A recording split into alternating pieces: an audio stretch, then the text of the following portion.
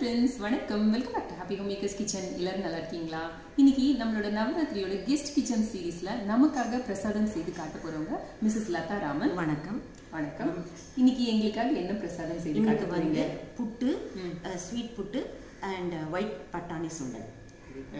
இன்னைக்கு புட்டு வந்து ரொம்ப ஃபேமஸ்ல. ஆமா, நவராத்திரிக்கு வந்து கண்டிப்பா அதுவும் நவராத்திரி வெள்ளிக்கிழமை கண்டிப்பா பண்ணுவா புட்டு.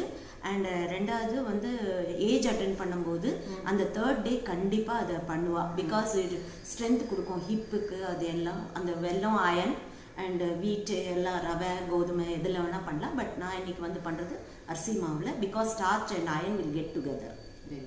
பாப்போமா? இப்போ புட்டு தேவையான பொருட்கள்: ஒரு கப் பச்சரிசி எடுத்துக்கோங்க.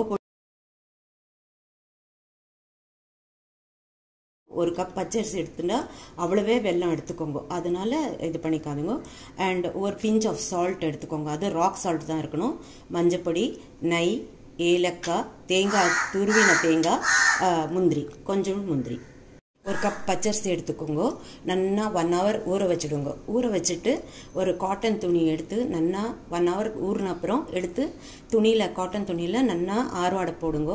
அது நல்லா ஒரு 20 minutes கையில் எடுத்தால் ஒட்டணும். கீழே விட்டால் அது விழுந்துடும். அதுவே விழுந்துடும். அந்த கன்சிஸ்டன்சியில் எடுத்து சீலை போட்டு அரைச்சிட்டு அதுக்கப்புறம் நல்லா நைஸாக அரைச்சிட்டு நல்லா செலிச்சிடுங்க.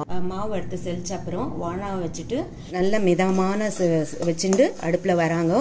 அப்போ தான் இந்த பொன் செவக்க வருது பார்த்தீங்களா, அப்படியே வரணும். நல்லா மாவு இப்போ வறுத்துட்டு இல்லையா, அடுப்பு அணைச்சிடுங்க. உடனே வைக்காதீங்க. நல்லா வச்ச மாவை நல்லா இப்போ சலிச்சு எடுத்துப்போம். இப்போ ஒரு டம்ளர் வெந்நீர் வச்சுக்கோங்க. கொஞ்சோண்டு மஞ்சப்பொடி போடுங்க. ஒரு கல் உப்பு போட்டுக்கோங்க. இந்த வெந்நீர் நல்லா தளபலன்னு கொதிக்கணுமா? இல்லை, லேசா இருந்தா போதும். தண்ணி தெளிச்சு பிசை போறேன். லேசா கொஞ்சம் கொஞ்சமா விட்டு தலைங்க. தண்ணி விடணுங்கிறதுக்கு பதம் ஏதாவது இருக்கா? ஆமா, பதம் இருக்கு. பிடிச்சுக்கணும். நல்லா இப்படி பிடிச்ச மாதிரி இருக்கணும். விட்டா உதிர்ந்துடணும். அதான் நல்ல கரெக்டான பதம்.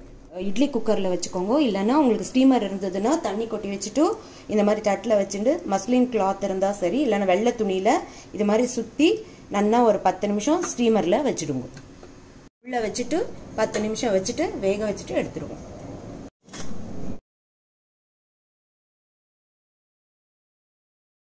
ஓவர் நைட்டு பட்டாணி 1 கப்பு ஊற வச்சுக்கோங்க. 3 விசில் வச்சுடுங்க. வந்து கொத்தமல்லி, 2 பச்சை மிளகா, கொஞ்சம் இஞ்சி, இது வந்து 3 பண்ணி பேஸ்ட் பண்ணி வச்சுக்கோங்க.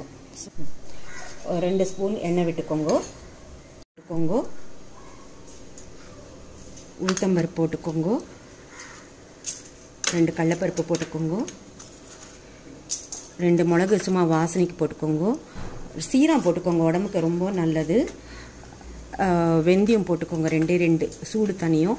பெருங்காயம் போட்டுக்கோங்க. கருவேப்பிலை போட்டுக்கோங்க. 2 காஞ்ச மிளகா போட்டுக்கோங்க. கொஞ்சோண்டு மஞ்சப்பொடி போட்டுக்கோங்க. அரைச்சி வச்ச விழுதை பேஸ்ட்டு இதில் போட்டுருங்க.